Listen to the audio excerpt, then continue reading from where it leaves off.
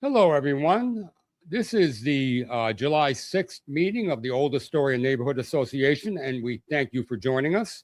We're looking forward to a great evening. We're going to be beginning with a segment featuring the New York City Ferry system, plus a representative of the Queens Economic Development Corporation. And also, we'll be discussing a program that we all did together on the Astoria Waterfront. After that, we'll be joined by Wildflower Studios, Adam Gordon and Alex Cress. Well, they will be explaining a little bit about the new facility that they built in our neighborhood, in our town. And they'll answer questions about that. And then afterwards, we will be joined by Josh Levin and Catherine Nasch. Josh is with the Motion Picture Association, and Catherine is with the Scenic Design Union. And we will have discussions concerning the future of the film industry in our neighborhood, which has been a bulwark economically for us and culturally. I did a quick introduction over there. So I'd like to start off by introducing first from the New York City Ferry, Layla Musaweir. She's their NYCHA outreach lead with the New York City Ferry. Hello, Layla. Hello. We got a bit of a teaser of me before. And I'd also like to bring up Victor Prado, who not only is with the Queens Economic Development Corporation, but he's also our host today. He's been helping out with the technical issues, which are always many and varied. And he'll be joining us also. So I'd like to turn it right over to Layla and Victor. Please go ahead. Okay, yeah, thank you so much, Richard. Just to give myself, or just to do a brief introduction about myself, my name is Layla. I'm over at NYC Ferry as the NYCHA outreach lead. Super excited to be here. This is my first meeting I'm joining with Old Astoria Neighborhood Association. So I just want to give a few quick updates about the ferry, let y'all know what's been happening on the ferry side of things, and then we'll go into this part of the tour that Victor, Richard, and I hosted a few weeks ago with some folks over from Manhattan. So first and foremost, the ferry has, as I hope everyone knows already, a landing that lets out into Astoria. More specifically, lets out into Astoria houses. Something that happened over this past winter is there was a system reworking. So there was a system optimization plan that was released, and the Astoria route was mostly unaffected, or it was completely unaffected. But all other routes were affected. So the major one being with connection over to the Soundview and Rockaway route, that now the Soundview route that runs between the Bronx and Wall Street Pier 11 now extends down to Far Rockaway, Queens. Another major system reworking that happened was the Staten Island route now connects to Bay Ridge. So there's now direct connection between Staten Island and Brooklyn. And so all of that information is available on our website, ferry.nyc. Another big thing is we're at our peak season for ferry riders. So our boats are out more often. They're running more trips. Our summer schedules are posted on our website along with our Rockaway Rocket schedule that leaves from Wall Street Pier 11 and takes you directly down to Far Rockaway, Queens. I believe there's also a boat that leaves from LIC. I would check the website. Correct me if I'm wrong. But yeah, that's major things going on the ferry front. And yeah, let's get into what we did a few weeks ago, which was really fun. So the major gist is we wanted to do a Old Astoria arts kind of highlight. So we brought, and also incorporate the ferry into that somehow. So what we did is we brought some residents over from NYCHA Homes Houses. Those were residents or participants at the local community center, the Isaac Stanley Community Center. And we took them on the boat from East 90th Street and took them one stop over here to Astoria, and went to a few different museums. So we visited Welling Court, Socrates, and then the Noguchi Museum. For a lot of these participants, it was their first time in Astoria, or it was their first time coming back after many, many years. So we just wanted to highlight that super quick connection between the up East 90th Street and Astoria. It takes like literally less than 5 minutes to get between the two via ferry. So yeah, and then Victor, I don't know if you have any footage that you'd like to share. If not, I have the photos. Yeah, and just to add my component to this. So, as the program manager for the Neighborhood 360 grant that QEDC is in partnership with in SBS, a lot of what my job is for economic development. And so, when we have tourism to Queens, naturally there's money going to be spent there, right? You go to the coffee shop, you grab a bite to eat. So although this was a arts focused tour, economic development, is tied hand in hand with anything, especially that's an in-person event in a geographic location. In this case, it's Old Astoria. And so, a lot of what we did that day was not only to test out the walking tour, especially for a stop that's literally across the river. A lot of the participants were like, they were making jokes on how quick it was. It's like a literal 5 minute, less than 5 minute ferry ride. And how excited they were. They were like, they have access to this like new world that's literally across the river. So all of it was very exciting. I actually do want to show just a little intro video, a more clean, full, mini doc type of video will be ready in the future. But we did want to show just a little introduction and just to kind of capture the energy of everyone. So let's just play that. I did a quick introduction over there at East 90th, but if Richard, you want to start? Sure. Hi, I'm Richard Kazami, and I'm with the Old Astoria Neighborhood Association, and we want to thank you to our neighborhood. I appreciate you guys coming, and we appreciate the work that the New York City Ferry is doing, and we also appreciate the various presenters that you will be meeting this afternoon, including Luigi here, who will be our first stop. This area is a very historic neighborhood. It's the Old Astoria because it was the first neighborhood settled, a couple hundred years ago. And, it's right in the middle of, we have Roosevelt Island right over there. We have a lot of different developments and growth going on. It's a big combination of 200-year-old Victorian buildings and brand new towers being put up by the Durst Corporation. So we're very diverse. We also have NYCHA campuses here. There's actually 3 along the waterfront here, including the largest in America, Queensbridge. And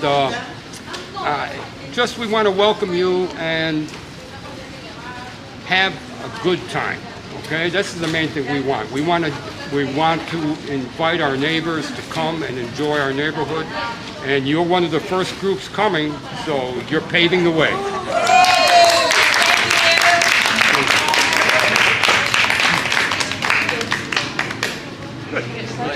Yes, excited. Welcome to Astoria. I'm Luigi, Wellington Neighborhood Association, where we work with artists and building owners and the neighbors to put together an open street art, 24/7, 365 art project. You can come any day or time to see it, but now you're going to have a guided tour. Welcome to Astoria, and if we not any more to do, we'll get started. Yeah. Sweet. Thank you. Okay.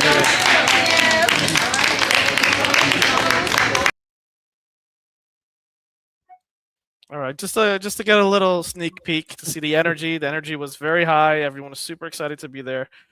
And again, just to thank the ferry and everyone who participated. But it was a great opportunity where, nonprofits, economic development, ferry, the arts, it's kind of multiple partners came together, and the feedback was overwhelmingly positive, and so it was great to have boots on the ground, but also to have such great feedback that everyone just truly had a good time. And so it was a great effort on multiple parties. So I want to thank everyone again. And Richard, back to you. Okay, can you hear me? Yeah, you just have to turn on your camera. Yeah, I will. Okay, back again. Yes. Yeah, listen, this is an initiative. As an association, we've been trying to develop the waterfront area culturally, specifically for many, many years. Starting in 2018, we actually started an initiative to start an arts district down here. It's had its political ups and downs, but we still have it as a goal. So we do hope that eventually this will be a reality. And also, we want to thank so much the ferry system, Layla, especially for being in this event. And frankly, the ferry has supported us since it began. As a matter of fact, I remember that we were invited on the first ferry ride out on the Astoria segment with Mayor de Blasio at that time. So that was truly a wonderful trip. And also, Old Astoria Neighborhood Association was one of the main supporters for the initiative to extend the ferry service from Astoria to the Upper East Side. Before, it used to end here in Astoria, so getting to the Upper East Side was a very, very long hour and a half trip by subway. But now it's a 5-minute ferry ride. So it's a tremendous asset to the neighborhood. Everything in this neighborhood, culturally and economically, would not exist to the level that exists now without the ferry system. So again, we want to thank the ferry and thank Layla and thank everybody that's involved. It's life-changing for all of us around here. So Thank you so much. Yeah, I was going to say, I was in trouble that day of the tour. With some of the seniors that we brought over, they were like, we just sat down. We thought you were going to take us on a boat ride, because it's so brief, that boat ride, that connection between Astoria and East 90th Street. And then just something else that I wanted to mention before I go is the ferry discount program, which a lot of my role focuses on, and we're always trying to let people know about. So for seniors over 65, folks with disabilities, and fair participants, and high school students, the ferry is $1.45. It's a separate enrollment than the Omni card, but it's super easy. It's online. All the information on how to receive that discount is on our website at ferry.nyc. There's a tab that says Ferry Discount Program. Good. Well, thank you. Thank you so much, Victor. I'm going to put you back to work as a host. Layla, thank you for joining us. And go back, relax, and I hope you enjoy the football game. Thank you all. Have a good night. Good night. Okay. I wanted to also mention a few other things before we bring out our next segment. One thing that we've been doing at Old Astoria Neighborhood Association, we've started initiatives working with some of the universities on what they call capstone programs, which are sponsoring research projects for master's students. We're just in the final stages of our most recent one, or actually our first one. It's at Fordham. It's called the Fordham Virtual Summer Internship Program. Our subjects in this particular project are property taxes and the city of Yes, and also the 421A and 45X subsidies for housing. We feel that housing is an extremely important part of affordability, and we want to make sure that from our standpoint, that all the different agencies and people with a stake in this are all working together towards the same goal. That's why, particularly the property taxes in the city of Yes, we want to make sure that they're not working at cross segments. In other words, we want to make sure that they're both supporting each other. So we hope to have that released within the next couple of weeks. We'll be releasing it on our website, and we do hope that it helps positive change. And we look to continuing this program over the next few years. So next, I'd like to bring out, well, first of all, let me introduce the next segment. It'll be on film in the Wildflower Studios. Astoria has been a working film neighborhood for decades. Paramount built its studio complex here in 1920. Kaufman Astoria has hosted generations of productions in Astoria Park, and our streets have appeared again and again and again on stream.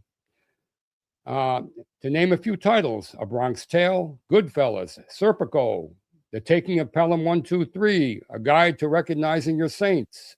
My favorite, Five Corners, with Jodie Foster, Tim Robbins, and John Turturro, right in my neighborhood. Also in television, Sesame Street, over 30 years, Law and Order, Orange is the New Black, Nurse Jackie, Succession, The Americans, Evil. Astoria has been a nesting place for some of the greatest productions over the last 100 years, and we want to make sure that continues. And one thing, another thing, that Bridges of Spies, Steven Spielberg, was produced right across the street from my house.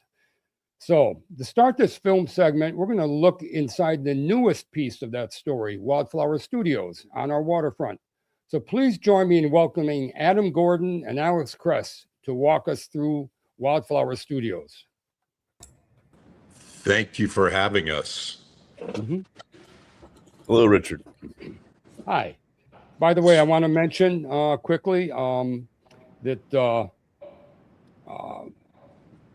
Adam is the managing director, and I remember meeting Adam many years ago in a wonderful little Greek pastry shop when he first came to the neighborhood, and it's been a great privilege to work with him over the last, I don't know how many years now has that been? It's probably 7-8 years. It is. So yeah. Mm-hmm. So I want to thank you for that. And Alex, I've recently met you, but you're a strong part of the operations of our studio, and we want to thank you for contributing to Astoria. Absolutely. Happy to be here. And Arton Bakery is still there. Yeah. I have the waste to prove it. So maybe I thought what we could do is we're going to spin through a quick couple of slides on the studio. And then I know, Richard, you had a few questions, but I'm happy to talk about anything anyone would like. Can I interject here very quickly for the audience? If you have Please. any questions, okay, well, all you have to do is put them in the Facebook or YouTube chat, and they will appear on our feed. So you can ask questions in real time. Okay, go ahead. Thank you. So Wildflower Studios, which is located next to Con Ed in Astoria, you all may have noticed a somewhat large black building looming there, is 765,000 feet. It contains 11 sound stages. You can go to the next slide, Alex. Averaging 17 or 18,000 feet each, 45 feet under the grid, loads of power, and then everything else you need to produce serial TV and movies. So dedicated mill space outside of each soundstage, hair makeup rooms. This is basically a California studio lot gone vertical. I can keep going there. We have offices, really everything. Keep going. We've got a commissary restaurant. We did some work on the waterfront to create something more attractive for the public. And we did this in a sustainable way. This is the most sustainable studio in the world. And all of us who spend time in Astoria would be proud that the sustainability groups from all of the major media companies come to Wildflower to learn, to see how it's done, levels above what it's done anywhere else in Hollywood.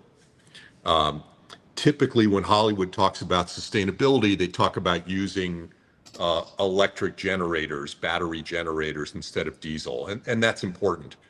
But we go well beyond it. If you were to think about some of the most important things we do at the studio, we elevated the entire studio by a complete floor. What that did is it gave us a bridge. If another Hurricane Sandy event came through, it could wash into the ground floor where we have parking, wash back out, and we could be filming upstairs and no one would even know. So we created this flood mitigation area. What we also did is create 4.5 acres of parking underneath our building. What that means for all of you is we took 4.5 acres of parking off of the neighborhood where it would have had constant congestion and constant competition with local residents. Instead, we've taken it all out. We secure it. You don't see it. So there's nothing unattractive about it. And we've taken it all off the street. That also gives the people who work there secured parking out of the weather where they're comfortable. That we have all these wonderful Teamsters who come in and they can then turn off their vehicle so it doesn't need to idle and pollute Astoria. They don't need to sit in a cold car. In fact, we've got a Teamsters lounge for them, which is heated and it's got coffee and a bathroom and everything. So we're just in general trying to bring a lot of humanity into the project. We also have 4.5 acres of solar on the roof. We just did as much as we could do really to show leadership and sustainability. And one of the questions that I was asked early on many times is why build such an ambitious building in Astoria, right? Typically those buildings are in Manhattan. And my response to that is, why not Astoria? I mean, I think really Astoria is probably about the most interesting neighborhood in the whole city. And I'm biased, of course, but incredible food and people and diversity and a vibrant street scene. And so we wanted a building which was ambitious and which would become a world-class destination for people filming. Which it has already become. Next slide, or we have any more, Alex? So you all know where we are. So basically, a mile-ish from LaGuardia Airport, next to Con Ed, the far end in an industrial area next to the Steinway Piano Factory. So, Richard, what would you like to talk about? Well, good. As a matter of fact, the first question you already answered, that was regarding sustainability. I know that we're looking forward to the area waterfront access, which I know you've supported too. And we're looking forward to Lester Creek also being cleared out at some point. Who knows? Maybe we'll have kayaking down there too, outside your facility.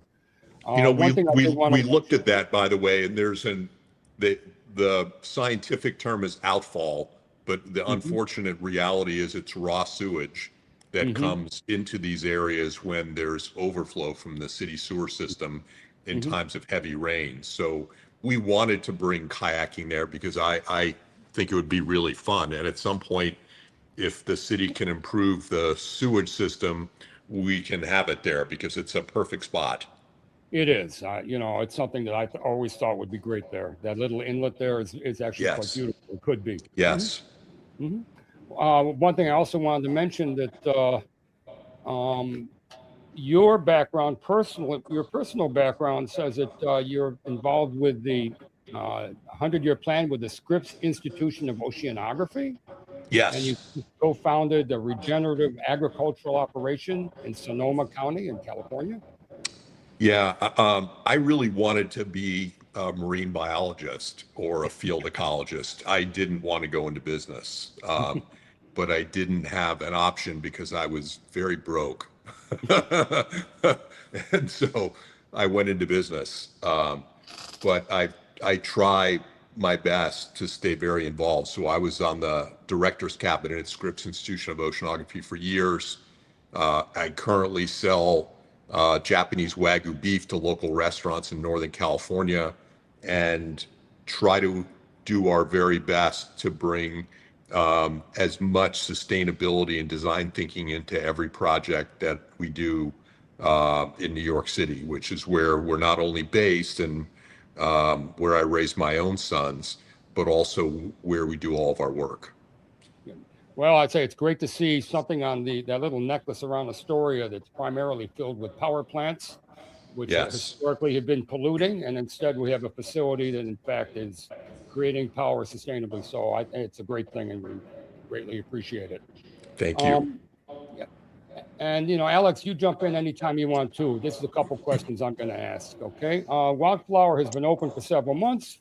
for community members who haven't been inside, what does a typical production week look like, roughly? You know, how many people are on site? You know, what does it mean economically for the surrounding neighborhood? Alex, you want to address that?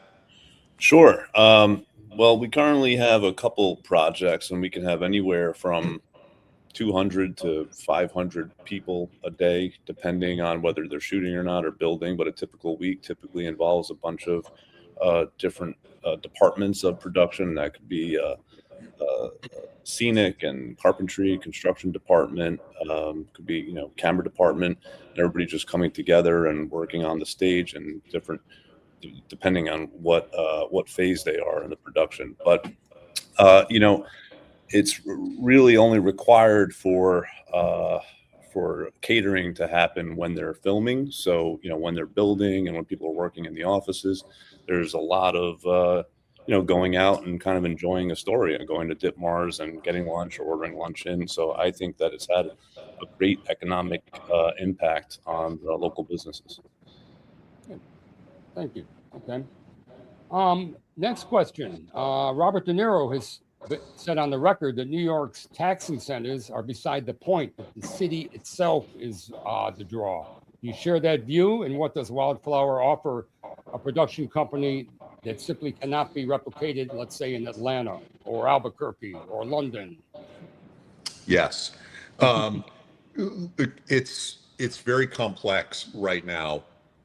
New York State offers the second best tax benefits in the nation, New Jersey being number one. And New Jersey has made long-term deals with Netflix and Paramount, which are continuing to drain a lot of productions out of New York City and elsewhere. And that will continue for a very long time unless New York State is able to provide better tax benefits and draw them back. And under those long-term agreements, it's going to be somewhat sticky. New York City will always attract stars who can choose where they want to film. Most stars can't choose. So if Netflix tells them they got to film in New Mexico to save money or Portugal, they're going to go. But top talent can say they want to go home at night, and Wildflower is designed for them. This is really very high hospitality, very high touch, both everything we have on site, you know, our green rooms, lounges, the way Alex and the team take care of everybody, the quality of the space, the production, but also Astoria being in a safe neighborhood, right? It's not the South Bronx at night because the hours are odd. It's Astoria. And if somebody wants to pop out to Tavernas Eclades and have lunch, that is a real asset. And then if they want to get to LaGuardia Airport, it's a mile away. Or if they live in Brooklyn or live in Manhattan, it's also quite close. That's our competitive edge. And we are crushing places like Atlanta for that reason, because nobody ever wanted to work in Atlanta or Louisiana. They did it for tax reasons. Our tax benefits are now better, and they get to be in New York City and go home at night. And we've seen that in the productions that have filmed here already. So the first major production we did after we opened was Meet the Family 4, which is part of the Meet the Fockers series. It's the fourth movie, and frankly, I can't wait. I love all of those.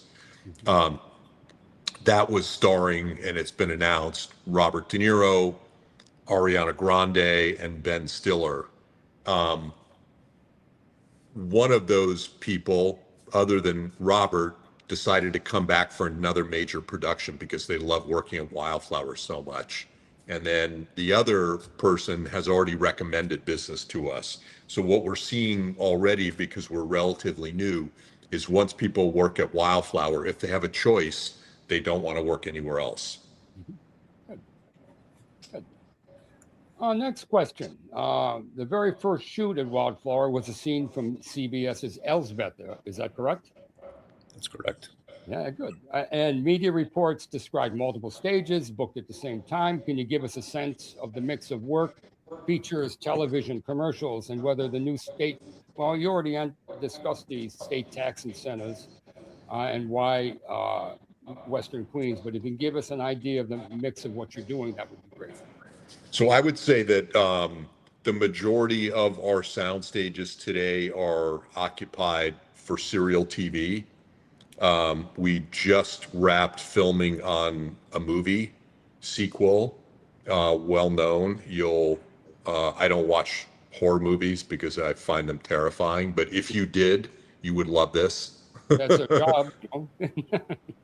And then one other production. So we have that kind of a mix. I would say, probably 60-40 serial TV to movies today, but that could change. Good. And also, you came from real You estate. just cut out, Richard. Oh, I did. Alex, Can you hear me can now? you hear Richard? I could hear Richard. Now, everybody cut out. Oh, Let me do this. Let me dial back in because I can't hear anyone now. Okay. While Alex, maybe you can. Well, let's see. Why don't we do this? While he's dialing back in, I did have one other question, but we can add that to the panel. Okay. So I'd like to bring out two new members. First, Josh Levin from the Motion Picture Association. Josh is Motion Picture Association's Vice President for State Government Affairs in the Northeast. Before joining the MPA, he spent 15 years in public service, including work with the New York City Mayor's Office of Media and Entertainment, the city's first film commission. So, Victor, can you bring out Josh?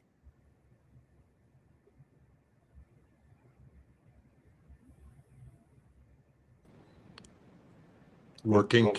Oh, Can you hear me? Can you hear us? Yeah, I couldn't hear you. Everybody dropped out.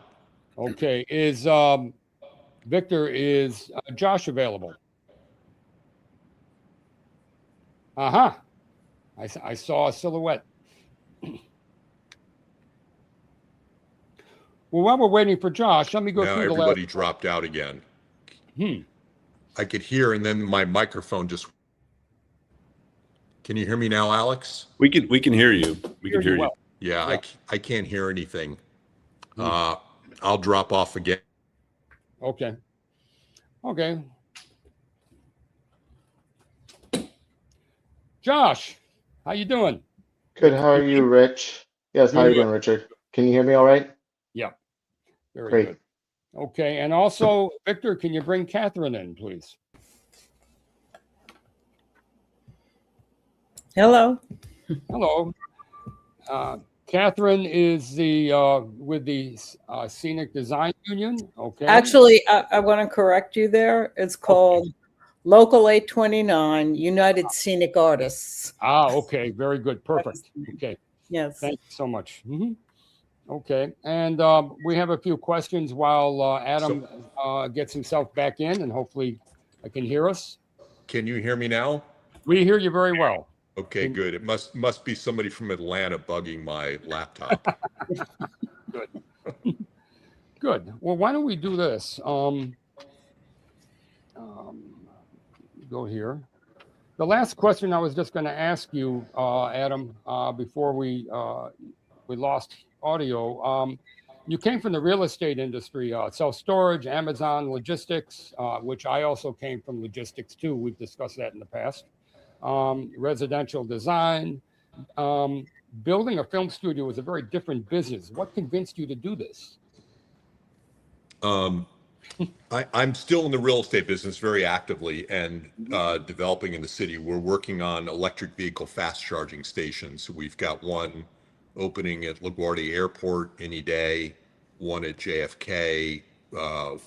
We did one Maspeth with Tesla. So I'm still active. I think that New York City has always been the home for creatives. It's what makes the city interesting and important.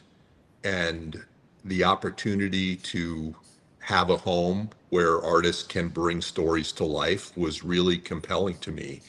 And so I felt I had the right partners in Robert and Raphael, and Astoria was the right place. We found this site next to Steinway Piano Factory, and we hired and began collaborating with an amazing architect, Bjarke Engels. So all the pieces started falling into place. Good. Okay, now we're going to have a little panel discussion. This is the first question for the full panel. Western Queens has been a filmmaking community for more than 100 years, from Paramount's original Astoria studio in 1920 to Kaufman Astoria and now Wildflower on the waterfront. With Wildflower now open and active, what does this new chapter mean for the neighborhood as a production hub? And anybody want to jump in? Maybe Josh?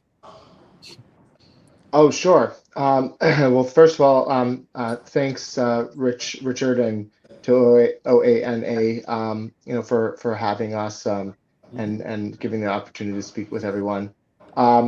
I mean, I think New York has with Western Queens, great soundstage infrastructure that has close proximity and access to Manhattan and other parts of Queens. It has the two airports easily accessible, and then just a lot of vendors in the community.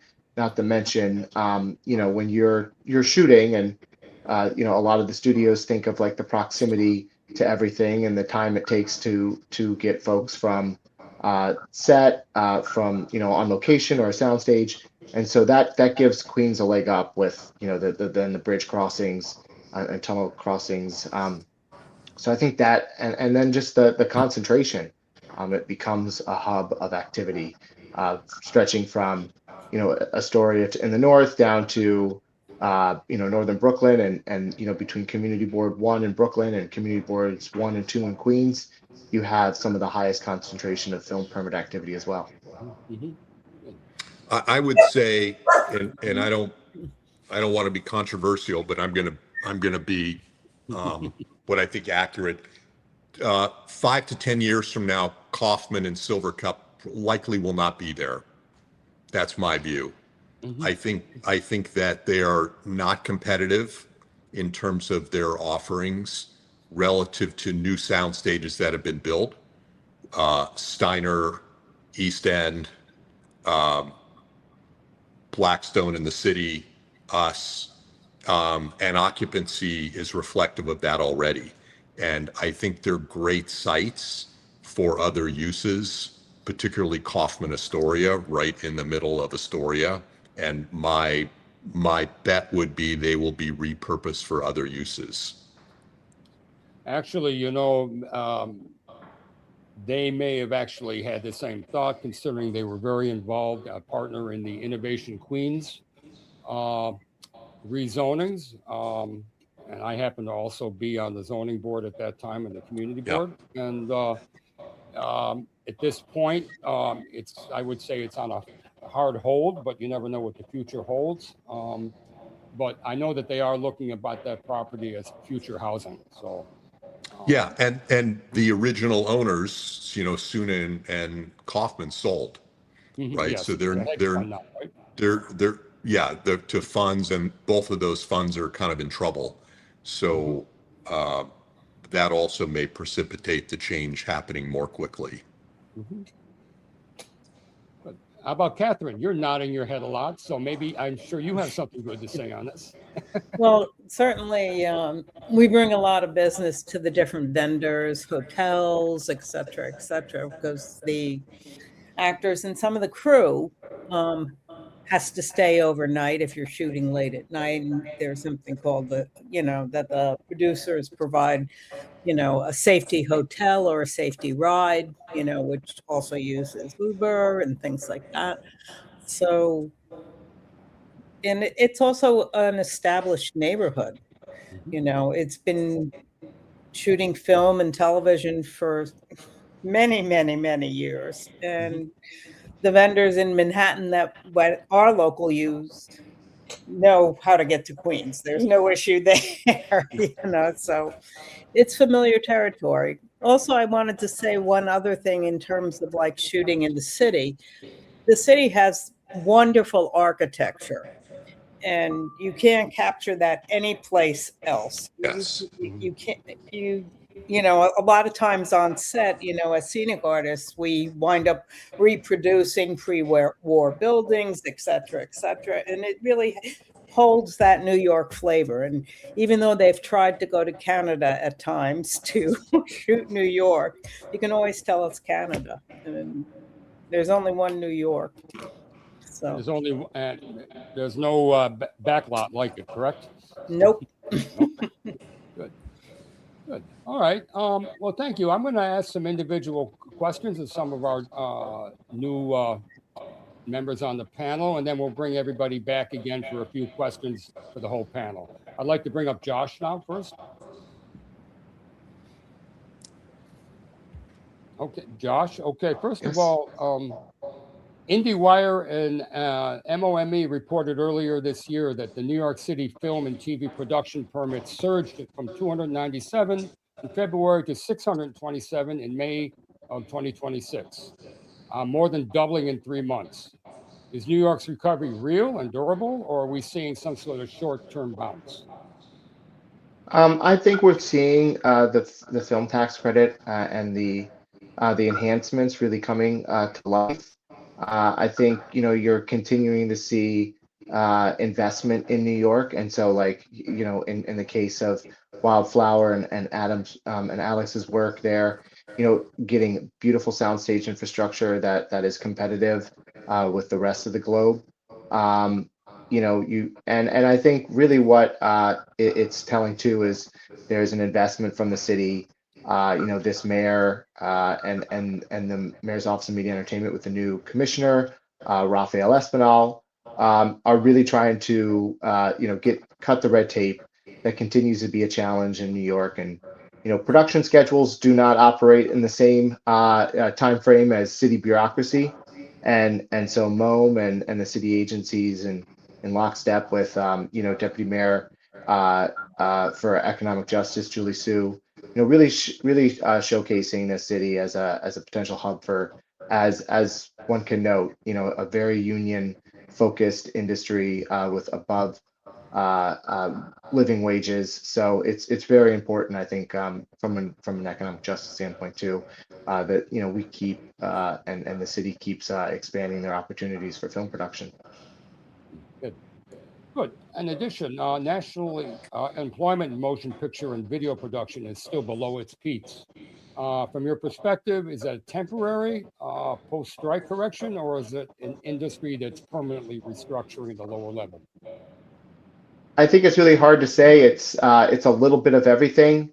I think it's the golden age of television had a second round in terms of like 2015 to 2022, when you had a huge burst of activity, and that included New York State and New York City, where in some sound stages were almost 99% occupancy, which is driving a lot of the development today.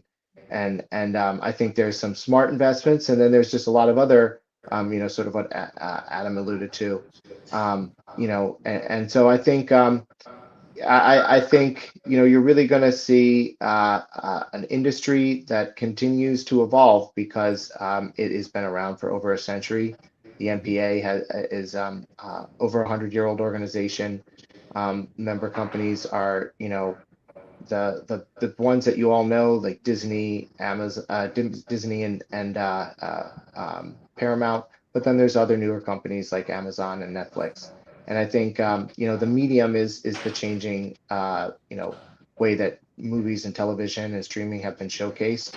And I think this industry is resilient, and it has evolved and gone through video cassettes, Betamax, television, broadcast cable, different movie subscription programs, and new large format movie screens. So I think the medium will continue to change, but we'll continue telling these stories, and it's I think it's a credit to the people working behind the camera that get, and in front of the camera, that get to bring these stories to life. That is the special part of film, television, and streaming. Good. And the next question, this is already alluded to by Adam a bit, but New York has expanded its film tax credit to $800 million a year, with bonus provisions that will bring incentives close to 40% of qualified costs, meaning a production spending $10 million on a New York crew, facilities, and services could receive up to $4 million back as a refundable tax credit from the state. And there's also a new $100 million independent film credit, which goes directly to producers. And reopens for applications. That does on July 13th, a week from now. Is New York's incentive package now truly competitive, or production still choosing other destinations for reasons beyond the credit, whether it's Georgia, Jersey, Canada, etc.? Or, yeah, Jersey especially, from what I heard from Adam. Josh? Sure. I think New York has traditionally been a hub of activity. You know, people want to come here and be here, and the credit was really something that has evolved over the past several decades. New Jersey has a lot of does not have as much a soundstage space at the moment, and they are developing, especially the larger projects out there and with the studio partners. I think New York, there's certain things that aren't available, and New Jersey and the other places it is. But I think we have to just be mindful that New York State is still overwhelmingly popular, and the $800 million is, you know, fully utilized every year. And I think you know, there's always work to be done, and sort of just, you know, creating those opportunities as the television and streaming and movie landscape continues to change. You know, to have those options available, you know, as different places evolve, and like I was alluding to earlier, the formats and how people are, you know, the consumer are out there watching these different productions. Yeah. Here's a question that's not just this industry, but all industries in general. SAG-AFTRA recently ratified a 4-year contract with strong AI provisions for performers, including requirements that producers demonstrate significant added value before using synthetic performers. From the MPA's point of view, is this framework a general protection, or is it likely to be overtaken by technology? I mean, I can't comment, you know, specifically on like the Alliance for Motion Picture Television Producers contract with SAG and the unions. A lot of different unions. They always come prepared to the bargaining table. You know, AI is very much a conversation that has been going on for you know, the past few negotiation periods. And you know, there's a lot of areas we can agree on, because we're talking about you know, people's image and likeness, just like we're talking about intellectual property, and so we've worked on right of publicity legislation, and I think oftentimes even as we negotiate, and there is you know, 4 years agreement for SAG, DGA, and WGA, and you know, this is a heavily unionized industry. The AMPTP negotiates close to 80 contracts, and those are on, you know, a multi-year basis, and so I think you know, we've always said that the MPA, you know, part of the AMPTP, the member companies are and negotiate on that you know, there's a lot of human element in production, and will remain so, and so I think it's always viewed in our way as a tool for a lot of people out there in the industry, and so I think we'll continue to see the conversations. That's why there's contracts every few years, and that's why there's legislation that's statutorily you know, put into law in New York, California, and other states. Thanks. Okay, those are the questions I have for you. I'd like to bring up Catherine now. Okay, Catherine, again, she represents Scenic designers, art directors, set decorators, costume designers, and other, I guess what they call below the line creative artisans, if that's the right terminology. Well, well, the production designers are above the line, actually, but yes, we are known as below the line. First question for your members, art directors, scenic designers, etc. What has the job market actually felt like in New York since the strike? Are people working again, or is the crisis still very real on the ground?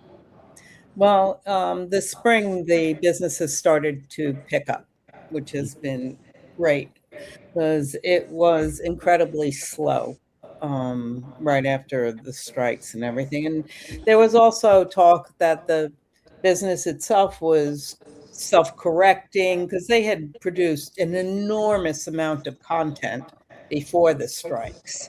So it was kind of, finding its own balance and seeing what the industry really needs to be. So I expect that probably will continue to go on, but it has been very, very slow. And a lot of people retired, or some even left the industry, or they were working in Atlanta because that's where the business was. And our designers generally don't like working in Atlanta. They very much would prefer to work in New York, with New York crews. So. As on a personal note, my sister is a member of this union. This is how I contacted you in the first place. And I think the last job that she hasn't been that active, but I think 2 or 3 weeks into the shoot, they moved the whole production to South America.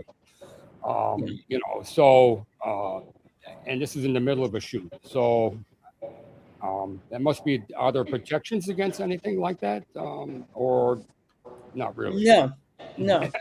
No, there aren't. And what we've been noticing, my local's been noticing, is that there's been an enormous amount of productions going to England, where labor is cheaper and they have universal health care. So it is a lot cheaper for, the producers. In one sense, I can't blame them with that, but And also, hopefully they'll come back.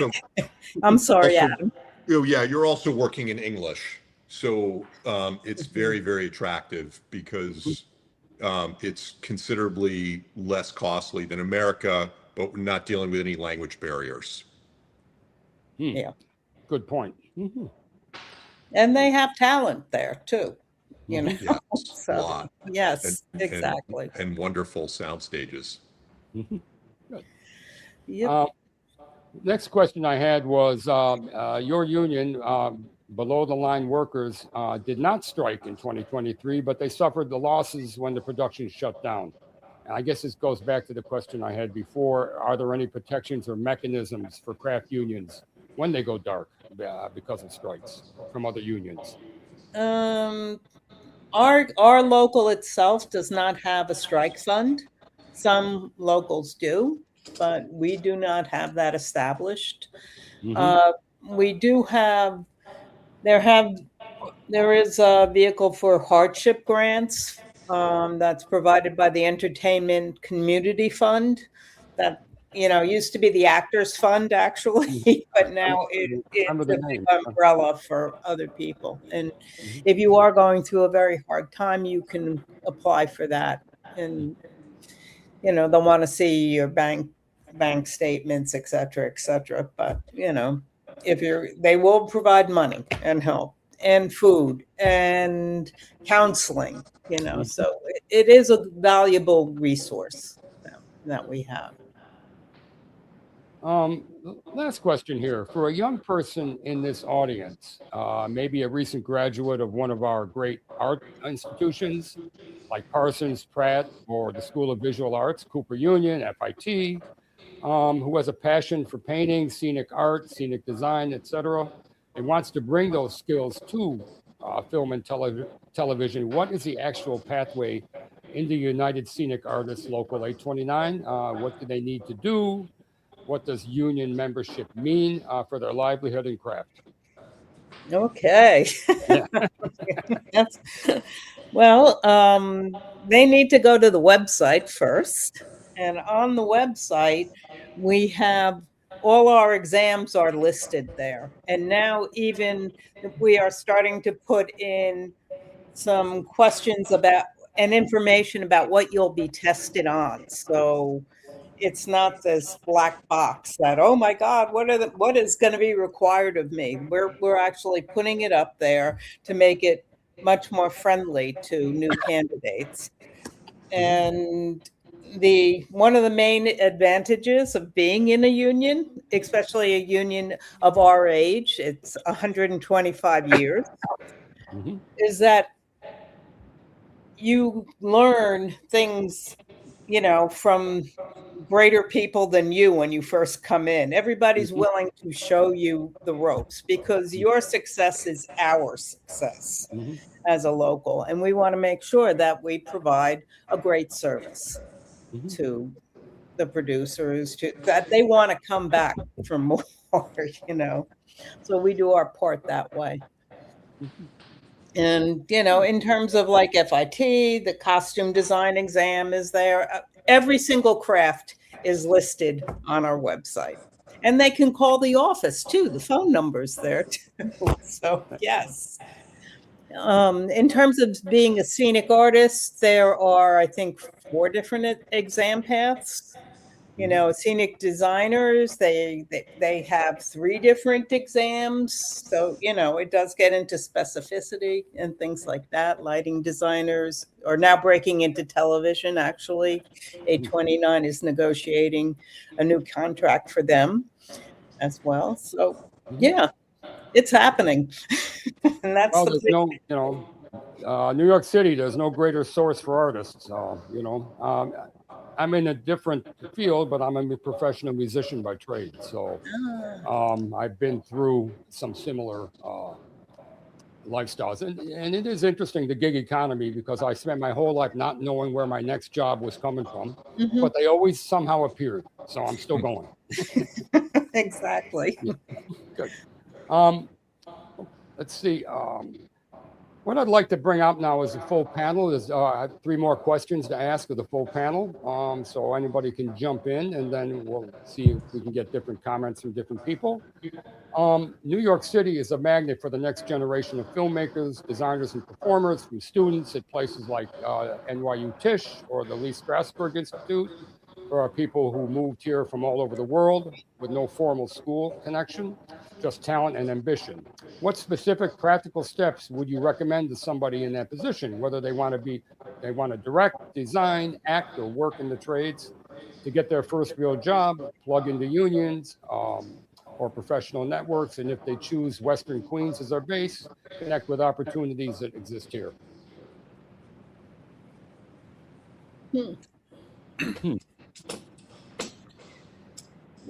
I mean, I'll jump in. That's a broad range of different jobs, and there are a lot of different directions you could go. But some advice that I was given, which I implemented to a degree, was become a production assistant in every department. Just learn every department, especially if you want to produce. You really should know like what each person in every department does and what their needs are. And that has helped me tremendously here at Wildflower. I know like kind of what wardrobe needs. I know what Scenic needs. I know what all the different departments. So I think just to get a feel for, and also just see what you like. So I think that's some advice worth following, which I did. Yeah. Anyone else have a comment on that? I mean, I think that it's both for the film school types who are graduating in New York and obviously beyond, but also there's a lot of great programs that you don't have to necessarily go to film school to tap into.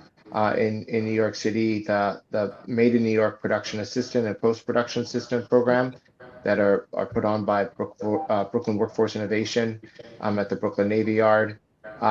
There's a new film school in Queens, the Motion Picture High School.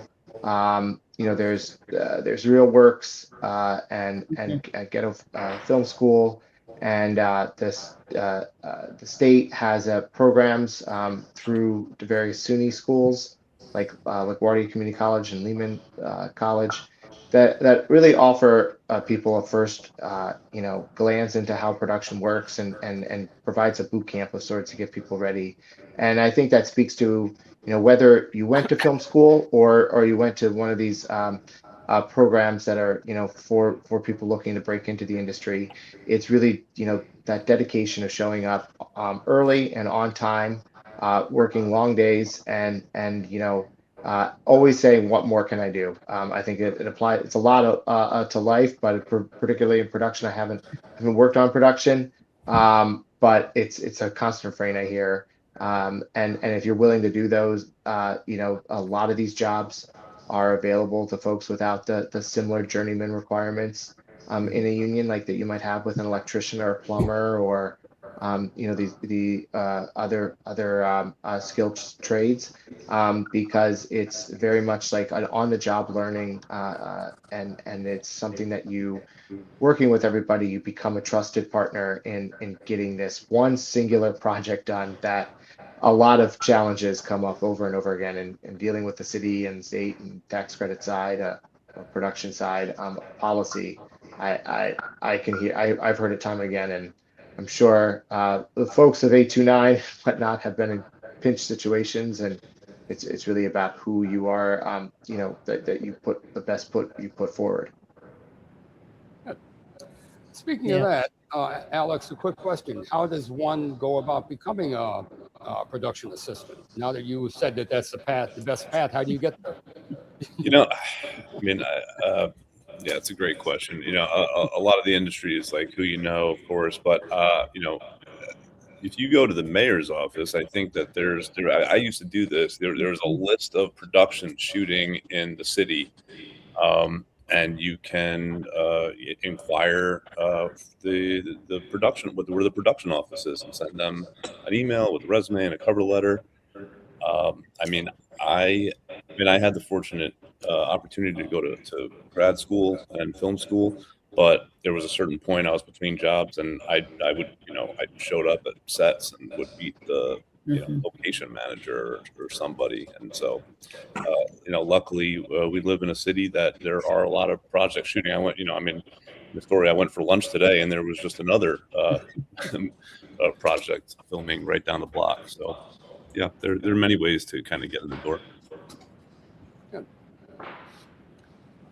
One other question I'd like to bring up. We already discussed it a bit with Josh, but I'd like to get Adam and Catherine's and Alex's point of view on this, and that is AI. Number one,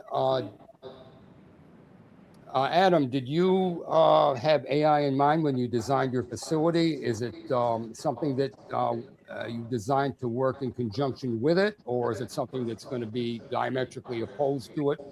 So how did you actually incorporate that within your design? Looking at Wildflower, it's a place that embraces the future and embraces technology and welcomes whatever's coming next. So I consider us technology agnostic. What we specialize really in is giving creatives tools, whatever those tools are. And I think what Catherine and her colleagues do so well is irreplaceable. And so what we want to do is give them the best setting so that they can express themselves creatively within a production. But we always thought about AI. We always thought about things that are post-AI. We think about green screens because there's no sense fighting something which is inevitable. And so really the question is not whether it's coming, but how do we embrace it to actually add to the creative output? And so that's sort of how we frame everything in the way that we work. Because this notion that you're going to stop AI or you're not going to use green screens, this is not going to happen. And all that really does is push away productions because they know that they can go to a place that will embrace it, that is more technologically friendly. From a personal standpoint, I went through the same thing as a musician, big time. Okay. And I remember back 25, 30 years ago, recording little clips for people and finding out years later that those clips, which I got hardly paid for, are all of a sudden the basis of, synthetic sounds. You know, so I've seen this quite a bit. I've done the best I can to, get through it, and it's mostly from live performance because still AI and synth cannot compete with actually a live performance. So this is what we still have as far as the music industry. Catherine, what about you on that question? And obviously, nobody's going to be more affected than the trades in this. So, what is your opinion on this? Well, I was at the last AMPTP negotiations, and the main consideration for the strike was about AI for the writers and for the actors. And we come later on in the negotiation. We come, I don't know if you should. we're just about the last one, you know. But what we do, because they do pattern bargaining, so we basically went and framed it exactly the same, except for our crafts, you know, for the provisions and protections that they gave to the actors. And, you know, so we use it for our designers, we use it for our costume designers as well. And we know it's here. And also for graphics, for our computer graphic artists.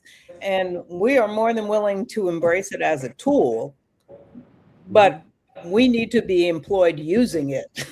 That's like the stipulation there, you know.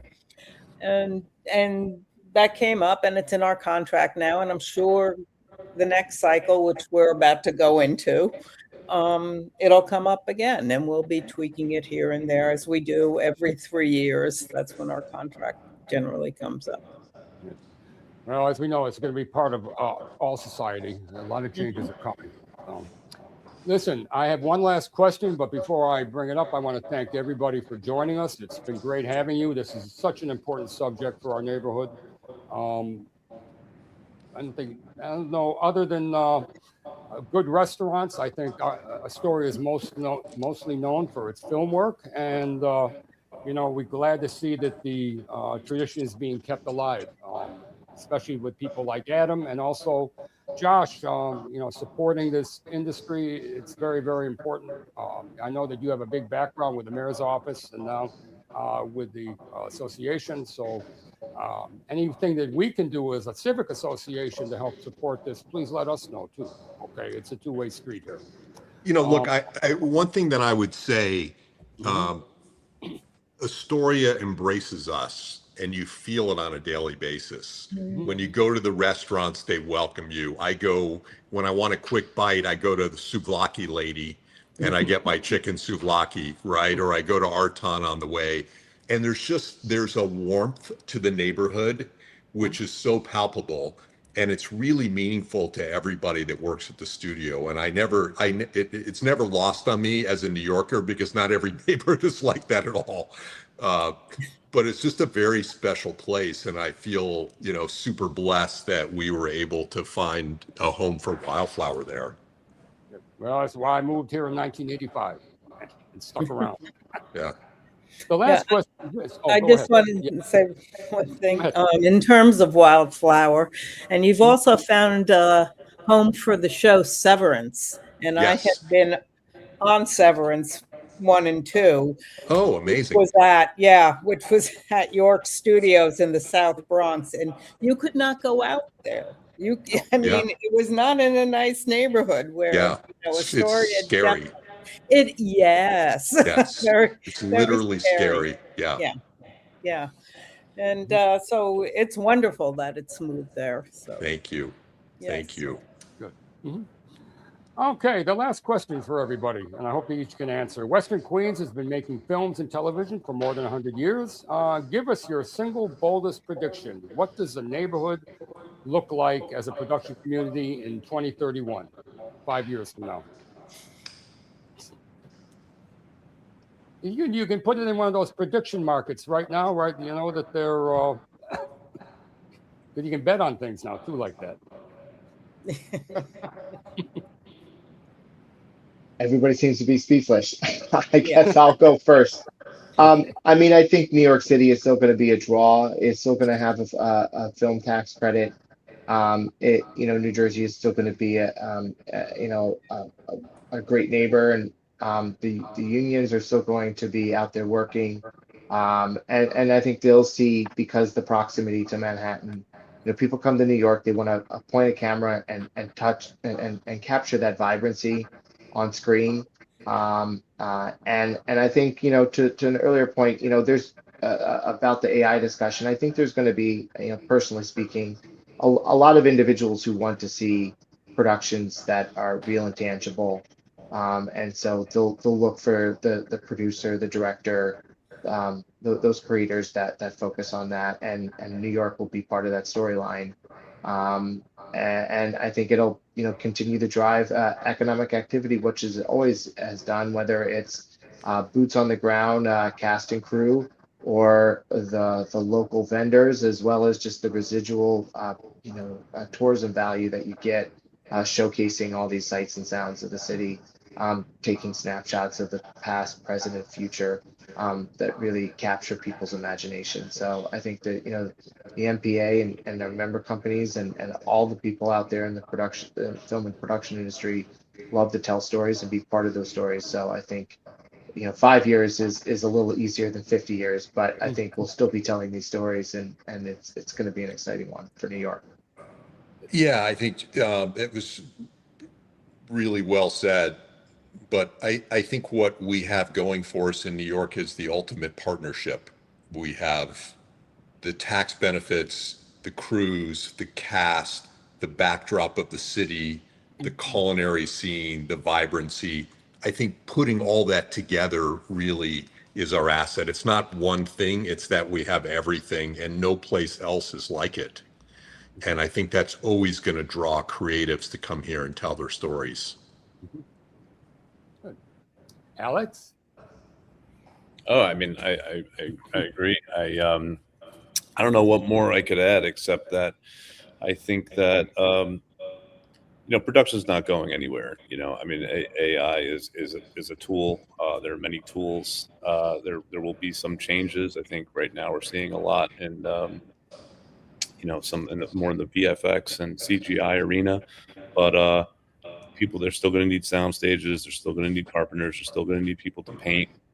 So it's I'm very bullish on production and overall in New York. And Catherine? I think we're going to be busy. That's what I think in 5 years. I really do. Because even though now we're experiencing people filming, in Europe, et cetera, a lot of actors and a lot of the talent live in New York too. And they're going to want to come back home and be home. So, and everything is cyclical too. It ebbs and flows, this business. And I have a feeling we'll find our rhythm and we will be busy. So Good. Well, I want to thank everybody for joining us. It's been a great session. It's been informative and positive outlook. Astoria, like I said, is a great place. My job took me all over the world, but you know what? When I had to choose the place I'm going to base myself and live, it's Astoria. It is that village in the middle of the city that we've all come to really appreciate. I'd like to thank Layla Musaweir from the New York City Ferry and Victor Prado from the Queens Economic Development Corporation for joining us today. And I'd also like to again thank Alex Cress and Adam Gordon from Wildflower, Catherine Nasch from 829 ERB, and Josh from the Motion Picture Association. Thank you so much for joining us. And two things, everybody have a great summer. And if you're into it, we made it. We finished before the game starts. So I think it's well done. No surprise, Richard. Okay. Good job. Thanks, everyone. Thank you. Good night. Thank you. Good night.